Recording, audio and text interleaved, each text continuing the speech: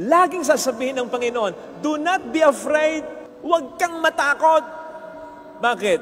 Wala pa yung problema, takot ka na. Sabi ko, nasaan? Darating yung matinding grasya. Kapag nandun na yung problema, paano kung hindi naman dumating yung problema?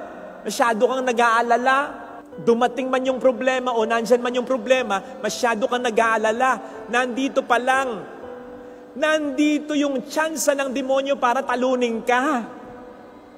Kapag nag-aalala ka, makukondisyon ang utak mo na hindi mo kaya. At yun ang gusto ng Diablo. Kasi alam ng Diablo, kakayanin mo. Basta lumuhod ka sa banal na Santissimo. Basta humawak ka sa mahal na Poong Nazareno.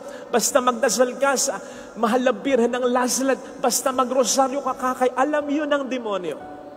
Kaya kanya gustong mag-alala para isipin mo, hindi mo kaya.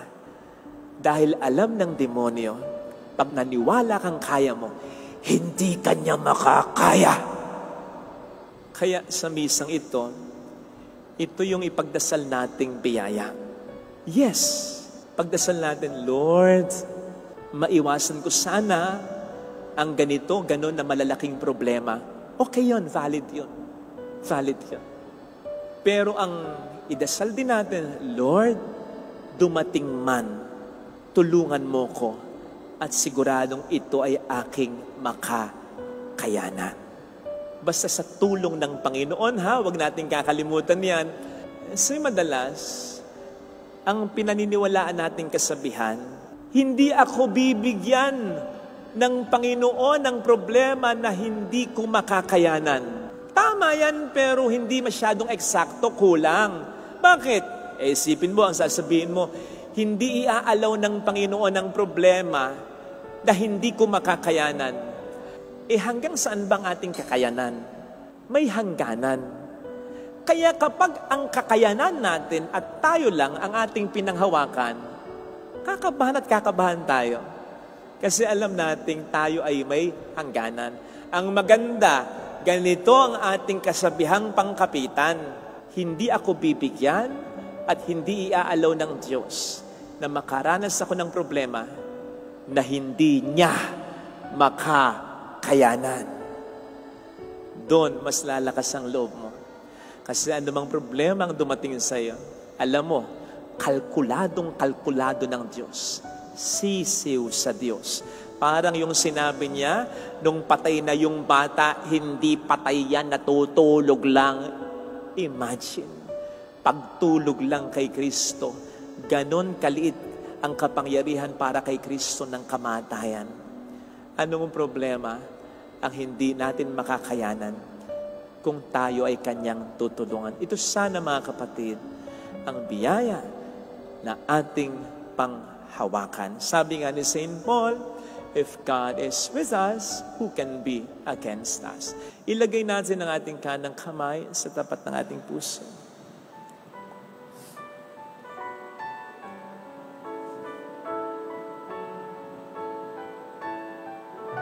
Awitin natin, alam kong may magagawa ang Diyos.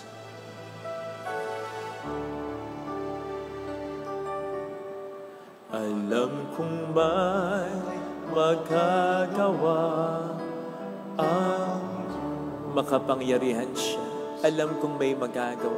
Alam kong may magagawa. Walang imposible sa Kanya. Kung ako'y magtatapat, sa Kanya'y maglilingkod,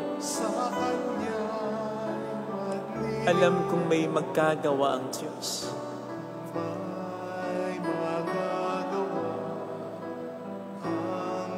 Alam kong diringhin ng Diyos ang samo ko, sapagkat mahal niya ako. Alam kong diringhin ng Diyos ang samo, sapagkat mahal niya ako. Kung ako'y magtatapat, sa Kanya'y maglilingkod, Alam kong diringgin ng Diyos ang sammu ko. Ipikit natin ang ating mga mata. Panginoon, pakitulungan mo kami ano man ang mga problema na maranasan namin. Huwag mo po kaming iiwan, huwag mo kaming pababayaan, na alam naman namin never na mangyayari yan. Tulungan mo lamang po kami, Panginoon, na ito ay mapanghawakan. Makawala man sa pagkakahawak namin, kapitan mo kami, habulin mo kami ng iyong yakap, huwag mo kaming pabayaang masadlak sa kawalang pag-asa. At ipinagdarasal din po namin ang mga may matitinding problema ngayon. Maniwala sana sila, nakakayanin nila, basta sumampalataya lang sila. Hallelujah! Hallelujah! Purihin ang Diyos. Hallelujah! Pasalamatan siya. Siya ay muling babalik sa atin. Hindi niya tayo iiwan. Hindi niya tayo pababayaan. Paniwalaan natin yan. Hallelujah! Purihin ang Diyos. Hallelujah! Sa takdang panahon, papalik ang Panginoon upang tayo ay kunin. Tapat siya sa kanyang mga pangako sa iyo, pangako sa akin, pangako sa atin. Kaya sabihin mo sa mayroong magandang mangyayari sa iyo. Hindi si Father Fidel ang nagsasabi niyan, kundi ang Panginoon. Yan ay natatala sa banal na kasulatan.